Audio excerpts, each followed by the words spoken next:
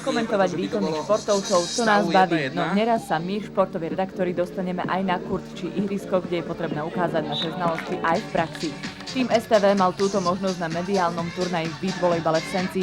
Televizácky kolektív ovládol najprv základnú skupinu, ďalej postúpil do semifinále a po ňom aj do finále, v ktorom si zmeral sily s firmou vyrábajúcou kosačky. Proti silným strojom sme odohrali vyrovnaný zápas. V treťom rozhodujúcom sete nás súper zatlačil servisom. Prehrávali sme 7-12. Dobrou hrou na sieti sa naše mužstvo na súpera dotiahlo, no v koncovke mu po niekoľkých hodinách hry nestačili sily na víťazstvo. Po výsledku 1-2 nám do redakcie pribudol pohár za druhé miesto. Tak som trošku sklamaný, lebo sme to v závere už trošku dotiahli, ale ináč v pohode, zábava veľká, bolo to úplne super.